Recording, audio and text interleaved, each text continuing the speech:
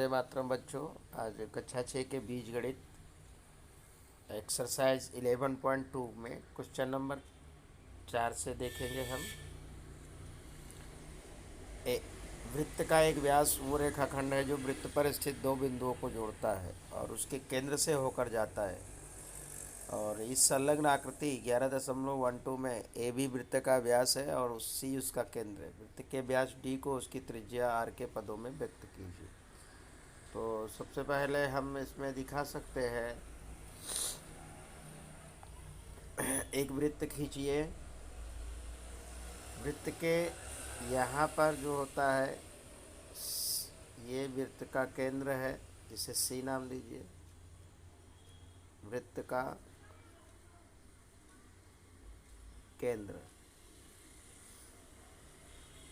ये सी है। फिर केंद्र से एक ओर जब जाती हुई कोई होती है, ठीक है, ये जो है आपका आर है।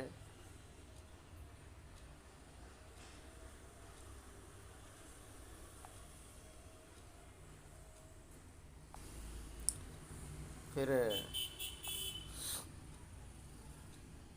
यहाँ से यहाँ पर ये त्रिज्या है, यहाँ से यहाँ भी दूसरी त्रिज्या है, यानी एक त्रिज्या, ये दोनों त्रिज्या मिलकर डी बनाती है, यानी व्यास बनाती है। ठीक है,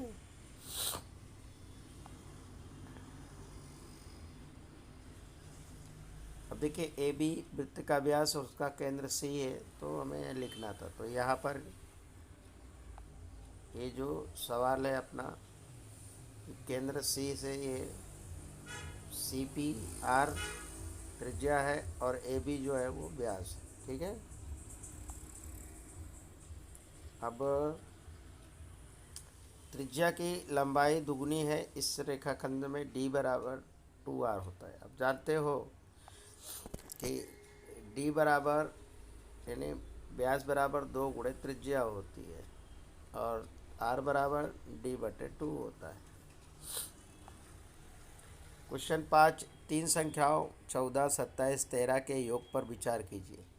हम यह योग दो प्रकार से ज्ञात कर सकते हैं। पहला बच्चों कि 14 और 27 को जोड़कर हम 41 प्राप्त कर सकते हैं। फिर 41 से 13 जोड़कर कुल 54 प्राप्त कर सकते हैं। यानी दूसरा तरीका है कि हम यह दूसरा तरीका है कि 27 और 13 को जोड़कर 40 प्राप्त कर सकते हैं, फिर इसे 14 जोड़ते हैं। जैसा आप देख रहे हो इसमें यहाँ पे कि पहले 14 और 27 को एक ग्रुप में रखकर 13 को अलग रखा गया, फिर 14 को ग्रुप से अलग रख के 27 और 13 को एक साथ रखा। ये जो ग्रुप है इसमें हम देख सकते हैं इस ग्रुप को, तो यहाँ पर a प्लस बी प्लस सी, यानी ए बी एक ग्रुप में, सी अलग में, दूसरी साइड में a प्लस बी प्लस सी एक ग्रुप पे। तो ये जो साहचर्य का नियम लागू हो जाता है। ठीक है,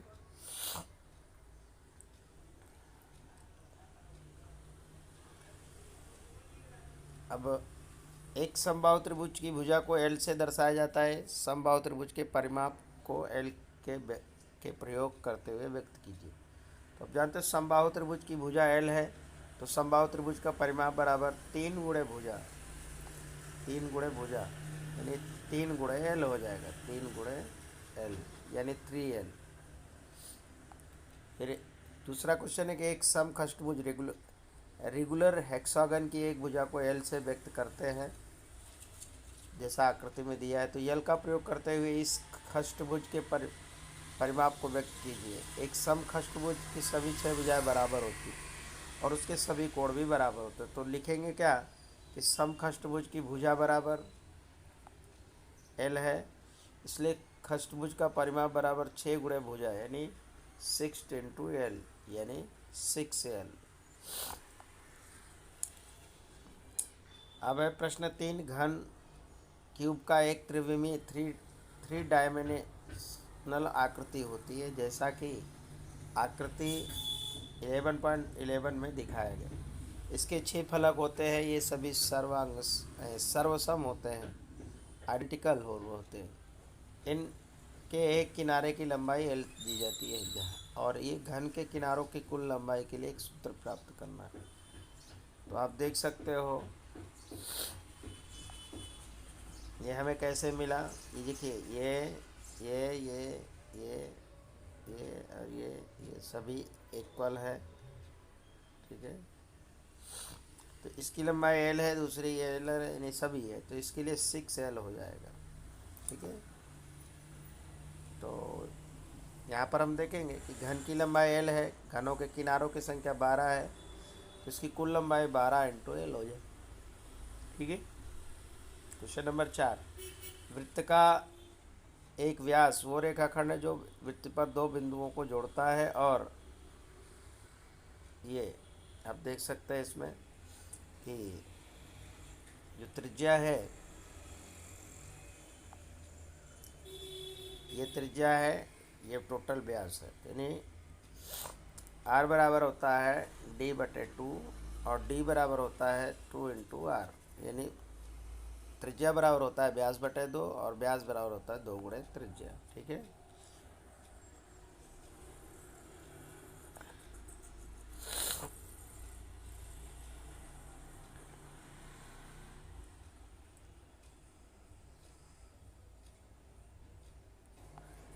अब 11.4 निम्नलिखित प्रश्नों के उत्तर दीजिए।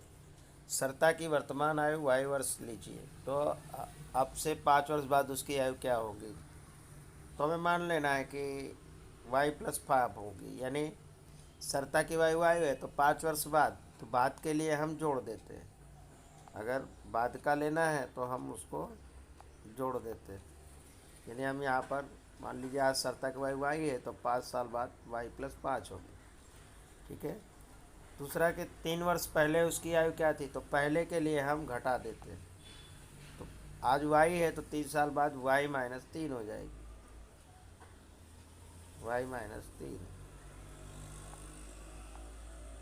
यानी y-3।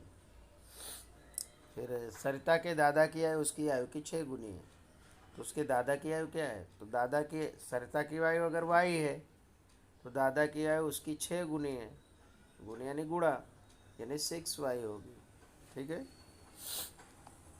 उसकी दादी की आयु दादाजी से 2 वर्ष छोटी है, तो दादाजी की आयु हमने माना है ना 6y है, और दादी उससे 2 साल कम है, यानी माइनस, तो 6y-2 जाएगा।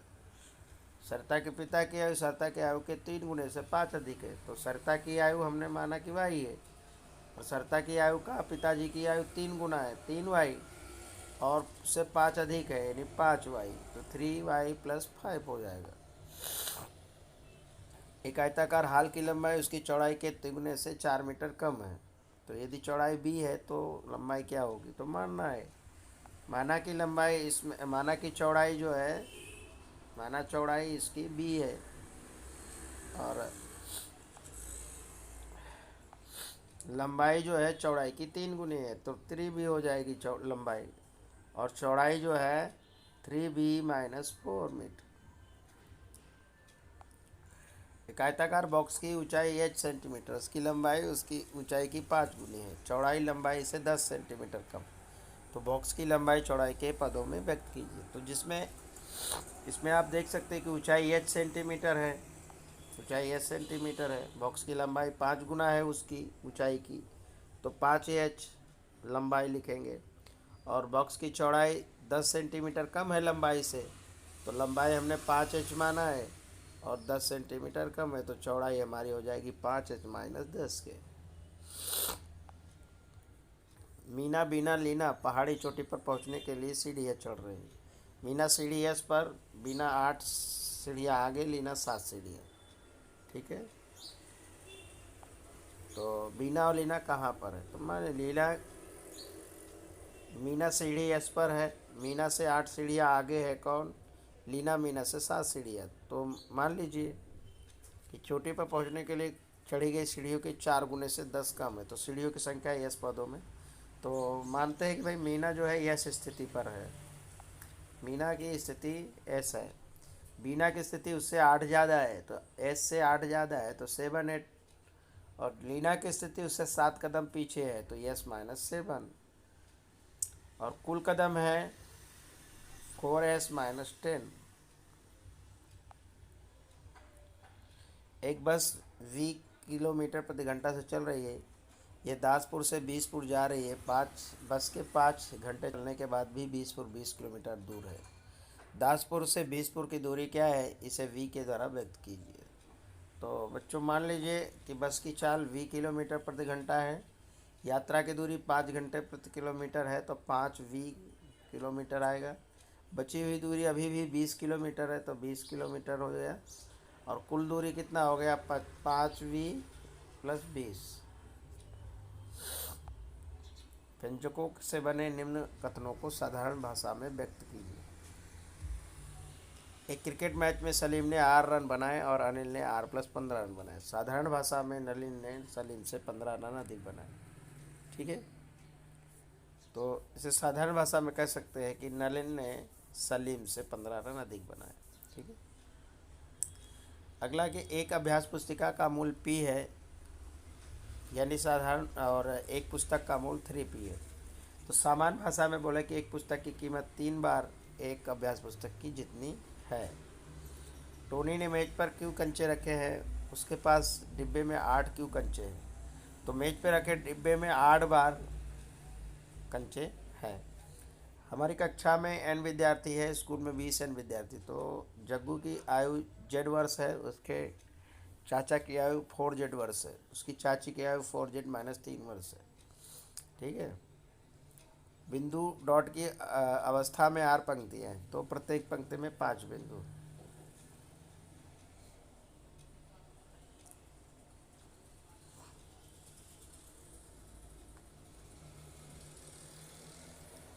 अब प्रश्न 3 ए, मुन्नू की आयु x वर्ष दी है, क्या आप अनुमान लगा सकते हैं कि x-2 क्या बताएगा। तो x-2 बताएगा कि वो 2 साल छोटी है, मुन्नू के छोटे भाई के बारे में, है ना। तो अगर उसकी उम्र x+4 क्या आप अनुमान लगा सकते हैं कि x+4 क्या दर्शाएगा, और ये 1+7 क्या दर्शा। तो मुन्नू की आयु को हम x वर्ष मानेंगे। अब हम देखें उसके छोटे भाई के उसमें 2 साल कम है तो x-2 हम दिखा देंगे। फिर उसके बड़े भाई की उम्र 4 साल है तो x+4 दिखा देंगे। और यहाँ पर है कि पिता की आयु 7 वर्ष तिगुनी है तो उसकी आयु 3x है +7 है, तो इस तरह से हम दिखा सकते हैं। सारा की वर्तमान आयु y वर्ष दी है, उसके भविष्य और उसकी पिछली आयु के बारे में सोचिए। तो मान लीजिए कि उसकी आयु प्रेजेंट टाइम में y+7 है और पीछे y-3 होगी, बाद में y+4 होगी, 1/2 y-20 1/2। तो उसके पहले की आयु देखिए, उसकी पहले की आयु की बात करें तो ये सभी आयु हो जाएगी उसकी पहले की, x-3 y-2 और 1/2। भविष्य की आयु की बात करें तो प्लस होगी, बाद की आयु माइनस और भविष्य की आयु प्लस हो, इसलिए उसके भविष्य की आयु y+7 y+4 और 1/2 होगी। दिया हुआ एक कक्षा n के विद्यार्थी फुटबॉल खेलना पसंद करते हैं। 2n क्या दर्शाएगा, n/2 क्या दर्शा सकता है। संकेत में फुटबॉल के अतिरिक्त अन्य खेलों के बारे में सोच सकते हैं हम। उन विद्यार्थियों की संख्या जो हॉकी खेलना पसंद करते हैं वो है 2n। ठीक है, और उन विद्यार्थियों की संख्या जो आधे विद्यार्थी टेनिस के अलावा फुटबॉल पसंद करते हैं तो n/2। ठीक है, इस तरह से हम दिखा सकते हैं।